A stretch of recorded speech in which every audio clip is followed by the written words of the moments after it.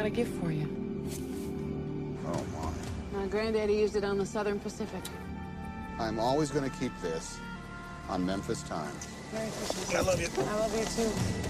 I'll be right back. Hey, is all this turbulence from Santa and those 8 tiny reindeer? Better buckle up, Chuck. It's gonna get bumpy.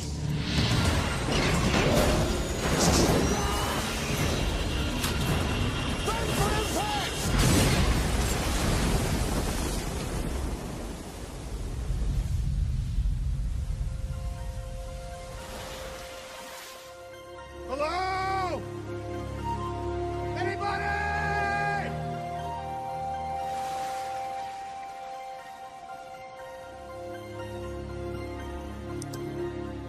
You never should have gotten on that plane. They think that I am right here. 100 miles squared. That's a search area of 500,000 square miles. That's twice the size of Texas. From the Academy Award-winning director of Forrest Gump, We live and we die by time, don't we? Tom Hanks, You wouldn't have a match. Any chance, would you? at the edge of the world, I have made fire! the end of a man's journey will become the beginning of his life. I would rather take my chance out there in the ocean than to stay here and die.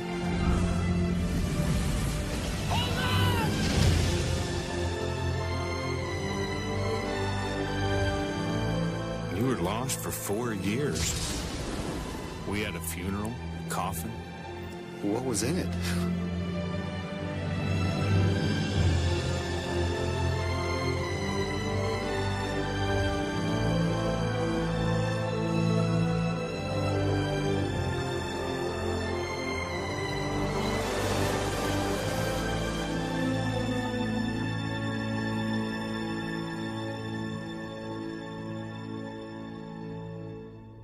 Welcome to episode 79 of the Monday Morning Critic. Today we have actor, director Nick Searcy. Nick's a father, a husband, like I said, actor, director. He's filled in for Rush Limbaugh on occasion. And most importantly, he is a super elite international film and television star. Nick, how are you today? Pretty good, pretty good. Nice to meet you, Derek. Yeah. This is, There's so much I wanted to talk to you about. You are in just about everything, but before we get to kind of that, I want to talk about early on. So you do graduate UNC Chapel Hill with a degree in English. Am I right with that? yeah. That was my mother insisted that I go to college, so I did. So I have to ask this, and I asked this of a lot of people. So you're one of the few that acting has seriously worked out. I mean, there's so many people that are in your position now that wanted to be where you are and failed severely. What would you have done if it hadn't worked out this way? What would you be doing now? You know, I really don't know. I mean, there was a time right around after I'd been in New York for about 7 years and my wife got pregnant with our first child. There was a time there where I was thinking, okay, this is not really going to be able to feed us all. And I was thinking of going back to college and perhaps being a professor. So that might have been what I would have done. I might have gone back and gotten an English doctorate or something. But when we moved back to North Carolina out of New York, we moved back to have the child. And I sort of did some preliminary research into going back to school, but then I got a little agent in North Carolina that wound up getting me little parts in Days of Thunder and Prince of Tides and movies like that, and I wound up getting a pretty good part in Fried Green Tomatoes, and that gave me enough of a profile to start making money as an actor. So. Certainly. How about even earlier than that, even before UNC? What happens to you, Nick, where you get that bit by the acting bug? What is there an actor, a movie that really spurs you to the point where you are like, this is what I want to dedicate my life to? I mean, do you ever have that kind of moment in your life? Yeah, yes and no. I mean, really the first thing that happened to me was when I was in the 5th grade, I went to a school that was near a university, Western Carolina University in Cullowhee, North Carolina, and there was a play that needed a child in it, needed a child actor, and they came down to the school to look for a 11 or 12-year-old boy for this play. And my fifth grade teacher said, "You need to talk to that kid. He's been doing Tom Jones impressions at show and tell, and I think he wants to be an actor." So yeah, that was sort of the first thing I did, this play, and really loved it, really enjoyed it. And that ever since then, I was just like, yeah, that's what I want to do. And so it really started out as a love of theater for me. Yeah, that was my next question to you, is because for me, I mean, obviously I'm not an actor, but to me, to have theater would be, because I understand like on a movie and a TV set, you can kind of do it over again if you have to. Theater, you're out there for everyone. I mean, most of the actors I speak with love theater, right? So obviously, but I would think from a non-actor's point of view that it's like, I don't know, the pressure of having to get things right. Am I looking at it in a correct way, or is it just, you know, if you love theater, then that's just part of what you sign up for?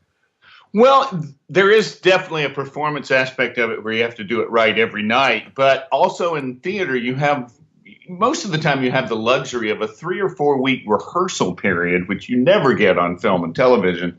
So that by the time you're up in front of an audience, you've done it enough times that you know what you're doing. So there's a certain practiced quality to it. I mean, the trick with theater, obviously, is being able to repeat the action over and over again and make it seem like it's the first time you're doing it. You know, I think maybe actors have to be a little dumb to be able to pull that off. You have to be able to forget the fact that you've done this 50 times, you know. So I mean, you are, and I say this sincerely, you are one of the best actors I've ever seen. And when you get to the point you're at now, I mean, is it a mentor that you credit for this? Is it your experience? Is it simply just something you're born with? Or is it all those things? Like, how do you get to a point where, you know, your filmography is amazing, and I say that sincerely. Is it a bunch of things that, you know, is it like making, you know, a recipe where it's a little bit of this and a little bit of that? Or do you credit one thing more than anything else? Well, first of all, you're very kind. But, you know, there have been a number of things. I think the fact that I was able to do so many plays early on, you know, I did probably, by the time I got out of college, I had done probably about 50 different plays. Wow. And that kind of experience really helped me. And I did have one teacher in New York, a man named Win Hanman, who is still teaching, by the way. He's in his 90s. But I studied with Win Hanman. He's probably the one teacher that I learned the most from. And I credit him with a lot of my at least my confidence that I know what I'm doing. A lot of that comes from him. Yeah, and it's just, you know, is there a preference that you have, if all things being equal, whether it's a movie, a TV, theater, is there one that just like the one that is for you easiest, not so easy, that's the wrong word, that's best for you, that you prefer? You mean between the mediums? You mean? Yeah, so if you had a choice between, so like you have a long-standing role on Justified, or you have this wonderful a movie with Guillermo del Toro, The Shape of Water. You've directed some pretty awesome things and some things that are about to come up. So I guess with everything considered, is there one thing you prefer over the other? Is there one thing where you're more at ease or you're more comfortable with than anything? Yeah, I guess it's a medium.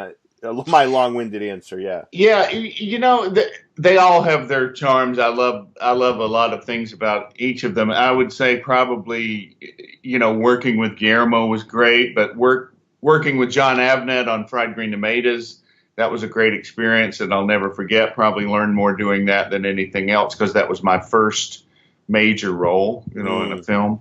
But probably the most fun I've ever had was doing a sitcom called Rodney with Rodney Carrington for 2 years. I just love the sitcom schedule, that whole sitcom life. It's fun to get up and do that little 30-minute show in front of a live audience once a week. And I mean, that was the life for me. I've told my agents, you got to get me another sitcom.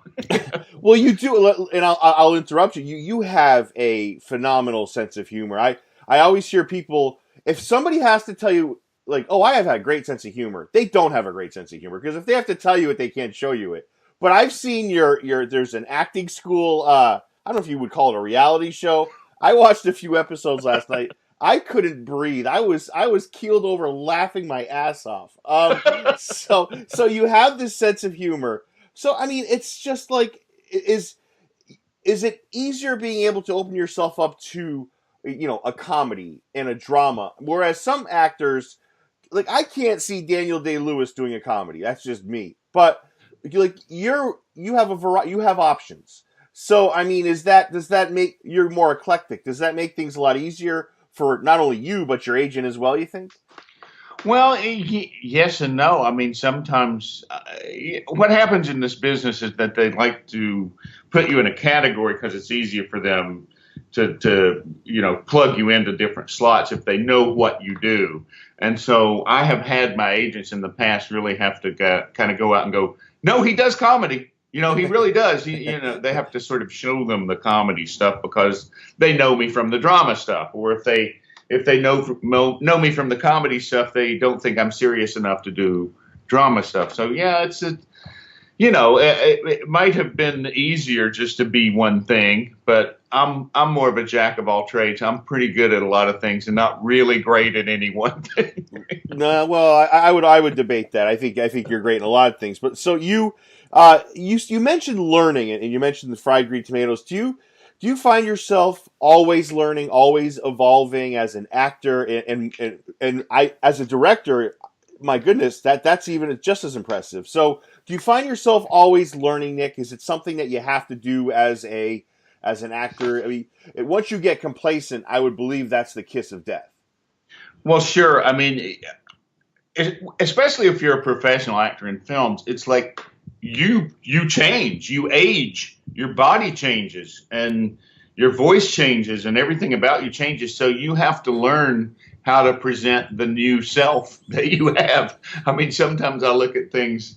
I've gotten to where I can barely watch things I'm in anymore because I just look at them and go, who in the hell is that old man? I don't recognize that guy. That can't be me. So yeah, you're always kind of learning, you have to learn how to present yourself, especially in film, because you have to be honest in film. It's hard to fake it. So, because the camera picks up everything. So absolutely. I'm learning every time. I mean, and I'm a pretty harsh critic of myself. I mean, sometimes I watch things and wished I had done them differently. I'm sure everybody does, but yeah, it never stops. The learning never stops, as Rush says. Yes, that's true. And one of the things that with you, people like that get complacent. We talked about how they just kind of just zone out and they kind of stay stagnant. So I imagine people always come up to you, or if you've taught acting, they ask you, what's the one thing I need to know, or a piece of advice. If you had to narrow it down, Nick, to one thing for an aspiring actor, and I'm sure you've gotten this question numerous times, what's the one thing you'd tell someone? Because I feel like I had an actor on the other day, and I have you with this incredible filmography. People see Stan doing a phenomenal job in Castaway, but what they don't see is the amount of time and the dues you've paid to get to that point. So what do you tell people that are aspiring actors? It's funny. I think back of when I directed Gosnell, the movie that's about to come out in October. There were an awful lot of first-time actors in that movie. We sort of shot the movie in Oklahoma City, and we were contractually bound to use a lot of the local talent there. So I have a lot of thank you notes from actors and actresses saying thank you for giving me my first role. And I remember most of the time what I told those people is don't act. Listen to what people are saying to you and respond to it honestly, and don't try to be interesting. You're interesting enough. Just listen and respond. And that would probably be that's what I told my actresses when I was trying to get them to give me the performance in the movie. So I think that would probably boil it down. Yeah, that seems like sound advice, because as somebody who watches a lot of movies, you could tell when somebody's kind of overacting or putting too much into it. Your advice, Yeah. your advice would seem dead on if I was an actor listening.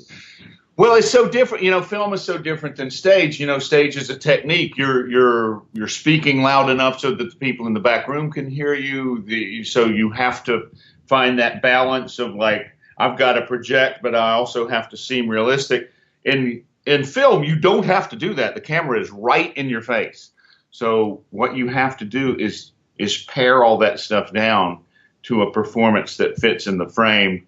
And the way you do that, I think, is you have to do the acting internally and just let it come out of you rather than manufacture it. So let's talk a little bit about Gosnell here. Is there a release date for this, Nick? October 12th. Okay, so 10/12. I will definitely get that out there. So, it's October 12th. I did some research on this guy. What a disturbing person. Just to say the least. So I have so many questions about this.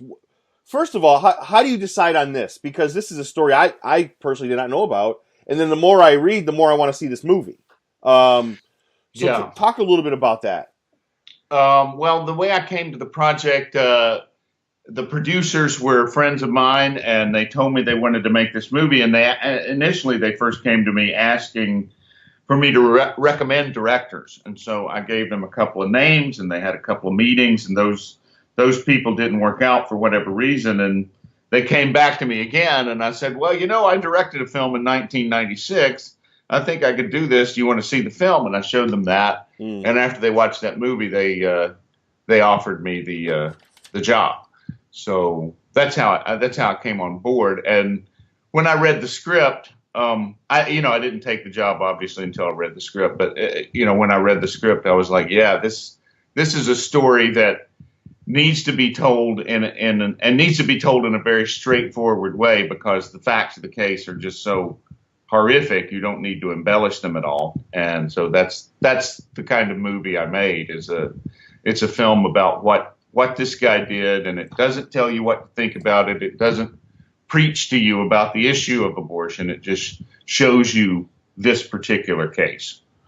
Yeah, you almost wish that this wasn't a true story, that it was made up, but unfortunately it is not. And boy, it's a very difficult thing to read. But there's a lot of movies that are difficult in content, but need to be seen. So I am really excited to see this, Nick. Do you find more pressure being behind the camera? Yeah, it's a lot more work. I mean,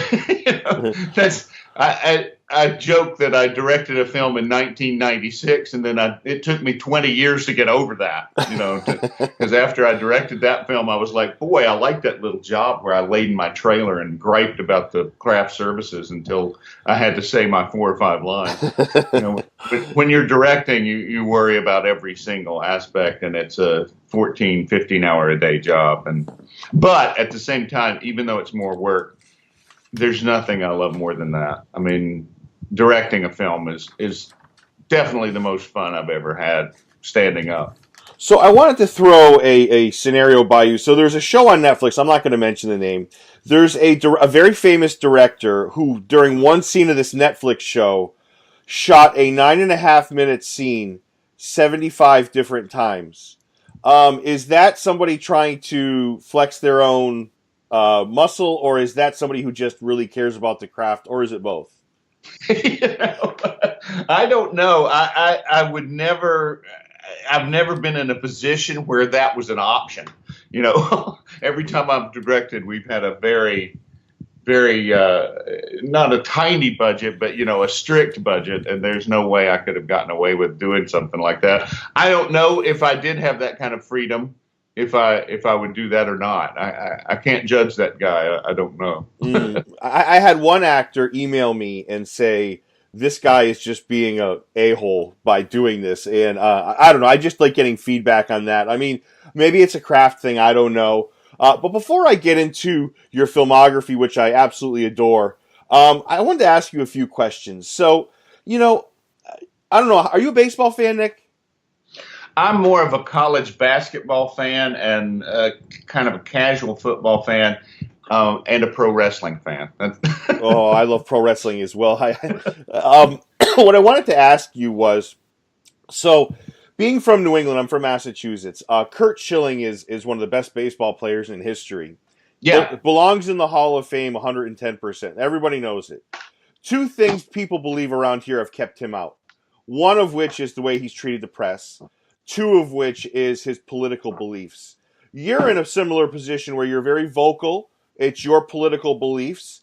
Do you find that people are unfair to others based on what they believe politically and take it out on them in a way that's probably illegal, but in a manner that is just not right? Well, obviously, I mean, very famously on 4th of July, you know, James Woods' agent, James Woods, who's probably the actor more vocal than I am, his agent dropped him. And, you know, James has told me for years that he knows that he's blacklisted. And I think certainly that's an aspect to it. And it would not surprise me at all that that's hurt Curt Schilling's being in the Hall of Fame. I mean, this is how leftists behave in every profession and every walk of life. It's how they treated that kid who wrote that email was it Google, or it was some software company, you know, where he sent out an email kind of explaining why he thought there were more men than women in the department. And, that's right. Yeah. Okay. Yeah, I know what you're talking about. And you know, that's what they do. And if you look historically, that's what leftists have always done in every country they've ever achieved power in. They try to silence or even imprison or execute people that disagree with them. So it wouldn't surprise me at all that Curt Schilling is being shunned. And I don't doubt that there have been instances in my life where, you know, people have said, I don't want to work with him because he's not a Democrat. I mean, I don't have any firsthand knowledge of that because, of course, they're not going to call me up and tell me that that's why. But, you know, I don't doubt that it's happened. Well, it's just, you know, and I don't talk politics too much, and we're not going to today. I just wanted to run a few things by you because, you know, I've had a couple guests recently that have talked, you know, and been, you know, supportive of the president. It's almost like when I hear opposing views of the president and they tell me how inappropriate he is, and describing how inappropriate he is, they are 10 times worse in their description of insulting him and the disrespect. I just almost ironic. I mean, I don't remember people being this bad to Barack Obama. I mean, people disagreed. I don't remember it being this ugly, Nick. Am I wrong with that? No, I think you're definitely right. And I think the ugliness is because Trump is the first president that I remember in my lifetime who is just not afraid to stand up to those people. I mean, even George W. Bush, you know, who was the last Republican president before Trump, he kind of ignored the critics. He didn't engage with them. He let them say these awful things about him. He never talked back to them. And Trump just doesn't take it. He just will not sit there and let them call him all these names. He just goes right back at them. And I think they can't stand it. It really sort of bothers them that they can't get to him. And they end up taking it out on anybody who voted for him, too. And also, I think with Trump, he's getting it from both sides. He's getting it from kind of the more establishment kind of Republicans that, you know, kind of are fans of big government in a way. He's getting it from both the Democrats and the Republicans in a certain way. You know, Nick, what happened to the days of just having a civil discussion where we both, not you and I, but opposing left and right, can just disagree? Why does it have to be insulting and ugly and I don't know. I mean, I think one side has brought it to that level, and the only way to counter that is to go to that level. But it's too bad we can't just sit down and just have this civil disagreement, whether it's about, you know, Obama being in office or whomever. I don't know. There's a civility and a disagreement and a common, just core thing that's just missing. Yeah, well, I've found, you know, I've sort of in the last couple of years come to the decision that it's really impossible to have a rational discussion with a person who kind of leads with the idea that if I disagree with them, that I'm a racist. Right. If that's where you're coming from, right. If that's what you're going to say, that because I have a certain philosophy of what the size of government should be and the function of government should be, that makes me racist, then there's no way to talk to this person about that. And so I just make fun of them and ridicule them. Because if you're coming at me saying I hate women and I'm a racist and I want women to die in back alleys and all this stuff, it's ridiculous and it kills the discussion. Well, yeah, you're right. Yeah, and you can't win a discussion with somebody who wants to use shock value versus facts. Yeah, I just don't. I don't engage with on my Twitter account. It's like when they start that stuff, I go, okay, you called me a racist. Let me ask you a question. Why are you so fat? Just change it to something stupid, because that it's not worth engaging with them on a rational level. Yeah, and the last thing I want to say is, I had a stand-up comedian a few weeks back. He brought up such a great point. I used to love watching late-night talk shows because there'd be, a few jokes about the president, and then it'd be like, let me be entertained by watching a guest, maybe an actor's coming on or a director. Now it's everybody. It's target practice against the president, and I got to tell you, it's worn through me. Like, I get to a point where I get up for work every day at 5:30, 6 o'clock. So for me to sacrifice to watch late night shows takes something. But I just can't continue to go there. And more specifically, there's one on CBS that really irks me, but that's another story for another day. But I don't know. It's enough is enough. I feel like there's a respect that's missing here, Nick. Yeah, it's killing comedy too. I mean, absolutely. People just aren't funny anymore because that stuff is so predictable. Comedy's supposed to be surprising. What's surprising about another comic coming out and making a joke about Trump? It's just not. There's no danger in that. There's no surprise, and it's not funny. Yeah, I don't get it, and I really feel like there's a respect missing for the president, whether you agree or disagree. And I felt like Obama was getting that respect from people that disagreed from him, but I feel like Trump is not. And this is the last thing I'll say. And I feel like people are judging him on his demeanor and the way he maybe is a little bit rough around the edges. But at the end of the day, it's what you do for your country that matters. But I just think whether you agree or disagree, there should be a respect there. And I feel like he's not getting it.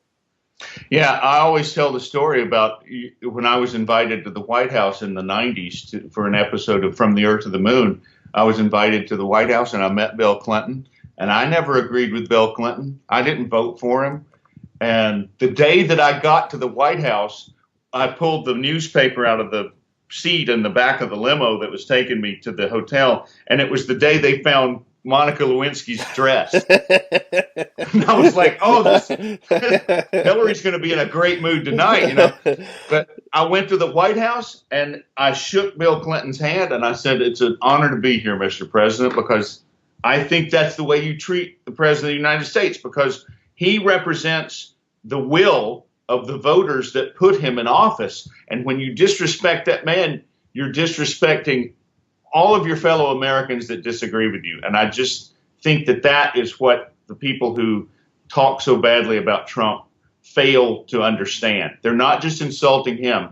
They're insulting everybody that voted for him. I completely agree. And you got me thinking about something. Yesterday I was watching a little bit of the World Cup, and I was watching the English soccer team stand for God Save the Queen. In the back of my head, I'm wondering, are any of these guys thinking about sitting down right now or kneeling down? Like, there's a respect that's just missing universally if the President of the United States advocates standing for the national anthem, are you kidding me? My father is a decorated, 100% disabled Vietnam veteran. So when somebody tells me that they have the right for this and the right for that, I don't know. I absolutely see what the president is saying, and I'm in his corner 100% in that regard. There's a respect missing, Nick, and it's seeping through other areas, I think. Yeah, it absolutely is. It's poison. And we'll see how it shakes out. I mean, I don't think Trump's going away anytime soon. And he's a two-termer. I would bet a lot of money he's a two-termer, and I'm happy for that. Yeah, I think his policies are working, and the people that voted for him are pleased and are going to vote for him again. And I actually think he's winning people over, and nobody's going to admit it because of the vitriol coming from the other side. But I think he's doing well. He does. He did have a saying. He was talking, I think, a few weeks ago, and he said, "Promises made," and on the other side of the stage, it was "promises kept." And he's right. He kept them. Yeah. He did what and he it's like they're shocked that he's doing what he said he was going to do. It's because nobody does that. So I got to ask you. You mentioned Earth to the Moon. So does that? We're switching topics here. Thank you for talking about that, by the way. Sure. So Earth to the Moon, you shift from, you work with Tom Hanks in that regard, and then you make your way to Castaway. Did one lead to the other there, Nick? Did the work on Earth to the Moon eventually lead to your opportunity on Castaway? Well, not in any direct way. I mean, I'm sure that at some point, I'm sure Robert Zemeckis said to Tom Hanks, "I'm thinking of casting Nick. You know him?" And Tom said, "Yeah." But the casting process for Castaway was fairly traditional. I just went in and made a tape, and Zemeckis saw it and said, "Yeah, I like that guy." So. Yeah, and I have to tell you, I will let my fanboy come out during this one. I loved you as Stan in that movie. I think you were joking one time. You were doing another interview and you said, I don't know, it was a small. You're being critical of yourself, but I think it was a huge part in that movie. And I still to this day cannot watch either scene where he's talking to you about ice in his glass, and when he's talking to you about how he's 4 years on an island, and he turns to Stan and apologizes to you for not being able to go to your wife's funeral, in the movie. Yeah. Oh my God. What a wonderful movie, Nick. Well, thanks. Yeah. I mean, the joke I always tell is that damn volleyball had more close-ups than I did. But. And Zemeckis always jokes about what was in that package, and he always says it was a waterproof satellite phone. Yeah. So, of all your filmography, is there one that's? I mean, you mentioned Fried Green Tomatoes. Is there one that stands out for you? You work with some great directors: Tony Scott, Barbara Streisand, Zemeckis, Bennett Miller. Is there any Guillermo del Toro? Is there one that stands out for you? Well, John Avnet to this day is still a good friend, and there'll never be another Fried Green Tomatoes for me. I mean, I've enjoyed all the movies I've done, but Fried Green Tomatoes was just, it's that thrill of like, I finally got a decent part in a movie, and just that feeling of discovery of like, wow, this is really what it's like. Wow, this is this is what it's like to have a role in a film. And Avnet was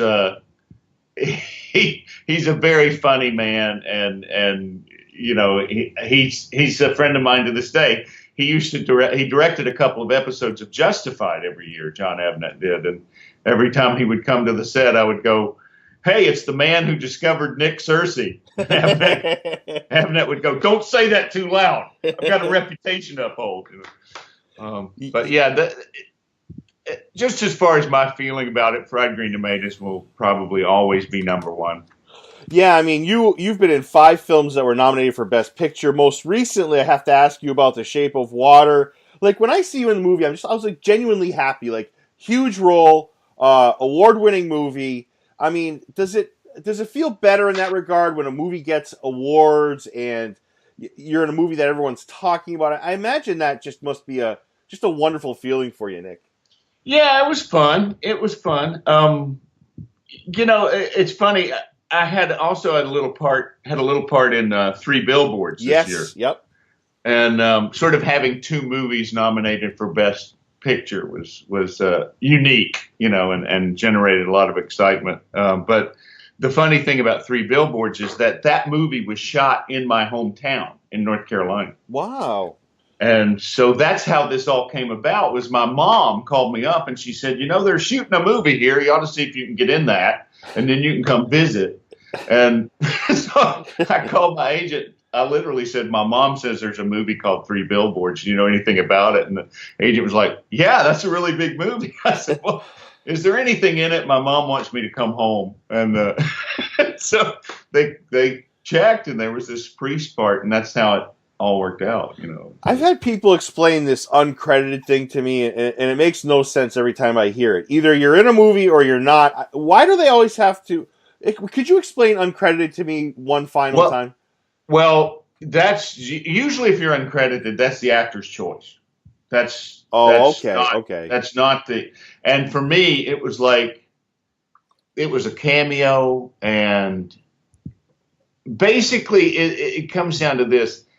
I have worked to a certain level where I achieve. I usually get a certain kind of billing when I do a film, and they didn't think that role deserved the kind of billing that I usually get when I do a film. So I just told them, rather than give me some other kind of billing, just don't give me any billing at all. Oh, I got you. Now it makes a little more sense. Talk a little bit about working with Guillermo del Toro. Different cat? A little bit of a different cat? Oh, Guillermo is literally one of the kindest and most gracious men I've ever met. Yeah, I mean, he comes across that way too. Yeah, he's just a gem of a human being. I can't say enough about him. He was so kind to me in so many ways, and the greatest thrill of Shape of Water, of the whole process, was just that I didn't audition for that. That Guillermo just wrote me an email out of the blue and asked me to be in the movie, which is like, okay, now that's sort of I guess I earned that in a way with my past work, but that was just something in and of itself. I was like so honored and touched that he would do that. That screams volume about your work as an actor. I would believe if a director of his caliber just reaches out to you and says, "Hey, man, this is what." Yeah. Oh my goodness. I mean, literally, an email showed up in my box, and I didn't even know how he got my address. But it's like, oh my gosh, is this real? Is this a scam? He's a visionary too, and you work with the great Michael Shannon too. Your whole experience on that movie, Nick, you like it? You loved it? How would you describe it? Yeah, it was great. I knew Michael Shannon a little because he was in Tigerland years ago, which That's I right. did. Yep. So yeah, I mean, it was a pretty magical experience. It really was. I was only there a couple of weeks, but just being on those sets and working with Guillermo and being around that quality material and that caliber of actor was an honor, and it was tough to live up to it. I had to really up my game. Nick, what does your family see when they see a movie that's absolutely a classic? And it was my movie of the year for sure, In the Shape of Water. How does your family react to that? Are they proud of you? Do you guys rib each other? How does that work? I mean, because you were fantastic and the movie flows. It's not to be punny, but it's just such a wonderful movie. How does your family react to something like that? Oh, they're proud, but in a certain way, it's sort of like I've been doing it now for so long. They're kind of used to it. Yeah, right. And so it's not a shock anymore. It's more like, they'll go. My wife will go, "Yeah, you look like you need to lose a few pounds." It's like they don't really comment on the acting anymore. It's more like, "Huh, yeah, you were good in that," or "Yeah, it's kind of." It's become matter of fact rather than a big deal. Yeah, it's certainly a work of art for sure. And you've been in some amazing things. And I had to ask you, just going back quickly to Castaway, when you and Tom are having that scene about your wife's funeral, is he actually there for that, or are you guys having this back and forth? Because I know sometimes the actors, the ones that are off camera, aren't really there all the time. So were you there for that? Oh yeah, okay. Yeah, we were. Yeah, that. I've really never had an experience where the actor wasn't there. I mean, most of the time when you're working on that level, they're always there. Right. How's Zemeckis as a director? I enjoyed him very much. He's very much sort of more concerned with the technical side of things. He's the kind of director that tends to leave the actors alone to do what they do, and he worries about what he does. He's more. I don't want to say this because it may not be true in every instance, but at least in my experience, he was a little more concerned with the shot and the movement of the shot than he was worried about my performance. And that may not be always the case. He may work differently with different actors, but that was how he worked with me. Right, and just so let me just go over to the TV side of things. One of the best shows in history, Justified. You play the wonderful Art Mullen. Could you work for a guy like Art Mullen? Yeah, I did. I mean, Art Mullen is really a love letter to my father. It's based on his sense of humor and his way of dealing with people. And, that's one of the things I love most about Justified is that Graham Yost knew me very well, and he wrote for me very well, and he gave me the freedom to improvise a lot on that show. And a lot of it's really, shit my father said. Did you consult with marshals for that role? We visited. There was a marshal that was with us full time on the set named Charlie Almanza, and also we visited the marshal's offices in Santa Ana, California, and also I went to Lexington and I got to know the marshals in Kentucky pretty well. I met all of them, and I go to Lexington once a year for a charity event, so I'm still in touch with my Kentucky roots. My wife's from Kentucky. Oh, very nice. So you had an amazing cast on that movie. Could that show have kept going?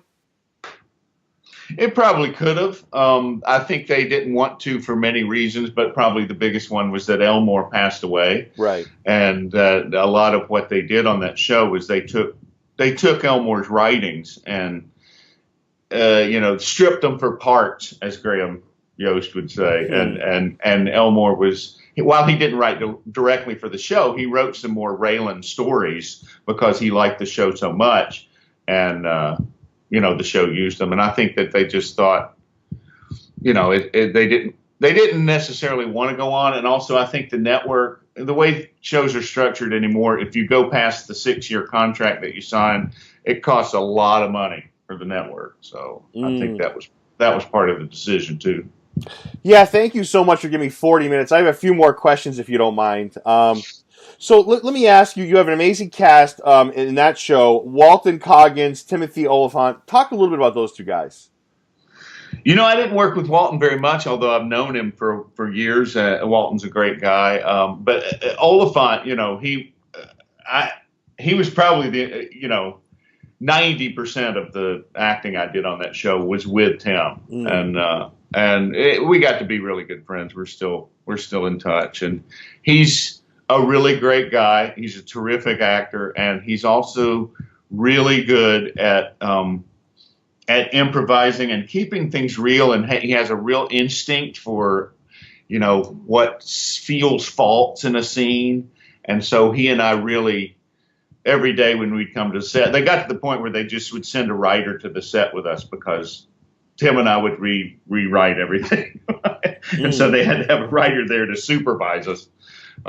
Because we would just sort of rework the dialogue and make sure that it fit us and got the humor in and got the intentions in. And it was just a pleasure. I mean, of all the people I've worked with, I think having worked with Tim so much, he's probably my favorite. So yeah, and I could see how you guys click because you guys have very similar personalities in the sense that you're open to new things. And another show you were on, American Gothic. Talk a little bit about your experience on that show and the untimely passing of Brittany Murphy.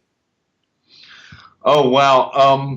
Well, American Gothic, that was my first television series. So that was the thing. That one kind of goes up there with the Fried Green Tomatoes in some way. That was the first long-term job that I had like that. And just a great bunch of people. Gary Cole, Sarah Paulson. I mean, what a wonderful group of actors. It also moved me back to North Carolina. I was living in L.A. and got this part that shot in Wilmington, North Carolina, and we went back there and stayed for 10 years. And that's where I adopted my son. He was from Wilmington. So that it was a wonderful experience. And Sean Cassidy is still a friend of mine to this day. So my last question to you is this, Nick. Was there ever a time in your acting career where you're like, oh my God, I have to pinch myself because I'm actually talking to so-and-so, or this director is giving me direction? Was there ever a time where you're like, oh my God? Yeah. Runaway Jury, when I got to work with Gene Hackman. Wow. Because Hackman was he was the guy when I was growing up that I saw on screen and I thought, that guy can be an actor. I can probably be an actor too. He was just so great. He was just such a good actor, and not the most handsome guy in the world or whatever, but he was always my hero. He was my idol. And just getting a chance I worked with him for about 8 days, and I was so intimidated by him. I couldn't speak to him. And finally it got so uncomfortable that he broke the ice and talked to me. And, I had a chance at the end of the shoot to thank him, just tell him what he'd meant to me over the years and how much he'd inspired me. And so that was really a great thing. Is there anything you wanted to promote, Nick? Is there anything we talked about the movie that's coming out, Gosnell. Is there anything else that you wanted to promote? Anything that's going on in your life that you wanted to talk about? Well, I'm excited for the release, October 12th. I hope everybody turns out to see it. Opening weekend is a big deal, so go on the first day. I've got a movie coming out sometime this year that I did last summer with Sam Rockwell and Taraji P. Henson called Best of Enemies. That's a really good sort of movie about the civil rights struggle in North Carolina in the 70s. And mostly these days I am, writing and developing scripts. I've got a script that I'm shopping right now that hopefully I'll be able to direct sometime next year. It's that I wrote with a partner about gospel quartet music in the South in the 60s, which is a pretty hot topic right now. I'm sort of trying to move more in that direction of developing and projects that I can direct. So that's what I'm focused on mostly these days. And I don't know if this qualifies, but it seems like faith-based movies are skyrocketing. I don't know if that would qualify as that, but faith-based movies seem to be. Yeah, it's definitely in the ballpark there. I mean, it's not a faith-based movie in the same sense as, say, God Is Not Dead or War Room, but it's definitely, I call it faith-friendly. It's a movie about Christians. It's not necessarily a faith-based movie. But yeah, I think that the reason faith-based movies are doing so well is that's one of the last reliable audiences at the box office. You've got the Marvel movies and you've got the faith-based movies. That's right. Nobody else goes to the theater. They just wait for it to come on television. I mean, you've had such a wonderful and distinguished career. I hope, like Hackman, you don't decide to retire one day. I hope we get to watch many more years of you, and I really appreciate and thank you so much for coming on my show today, Nick. Well, Derek, thanks for having me. It's been fun. And I have to wish you safe travels as well.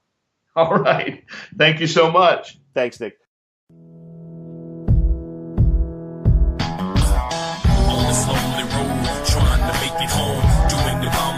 Pissed off, who wants some? I'm fighting for my soul. God, get at you, boy. You try to go, God, fall back. I go hard on this lonely road, trying to make it home. Doing it by my lonesome, pissed off, who wants some? I see them long, hard times to come. My life is ill, son. Prepared to kill, son. A paradox of pain, baby, it's real, son. Lonely traveler, ain't trying to bout you up. But if you're feeling tough, dog, I walk up all challenges. Ain't got no family, you see there's one of me. Might lose your post standing 2 feet in front of me. I'm pissed at the world, but I ain't looking for trouble. I might crack a grin, I ain't looking to hug you. Think about it, nobody wants to die. There's rule to this game, son, I'm justified. I'm ready to go, partner, hey, I'm on the run. The devil's hugging on my boots, that's why I own the gun. This journey's too long, I'm looking for some answers. So much time stressing, I forget the questions. I fear no man, you don't want no problems, be eyes in the back of my head, you better not follow me. On this lonely road, trying to make it home. Doing it by my lonesome, pissed off, who wants some? I'm fighting for my soul, God, get at you, boy. You try to go, God, fall back, I go hard. On this lonely road, trying to make it home. Doing it by my lonesome, pissed off, who wants some? I see them long, hard times to come. Yo, you probably think I'm crazy or got some loose screws, but that's alright though, I'ma do me, you do you. So how you judging me? I'm just trying to survive, and if the time comes, I ain't trying to die. I'm just trying to fly and get a little love. Find me a down piece and get a little hug. Hook the car up, hit the bar up, bars up. Hey, yo, the stars up. Hey, this is the life of an outlaw. We ain't promised tomorrow, I'm living now, dog. I'm walking through life, but yo, my feet hurt. All my blessings are fed, man, I rest when I'm dead. Look through my eyes and see the real world. Take a walk with me, have a talk with me. Where we end up, God only knows. Strap your goose on tight, you might be alright. On this lonely road, trying to make it home. Doing it by my lonesome, pissed off, who won't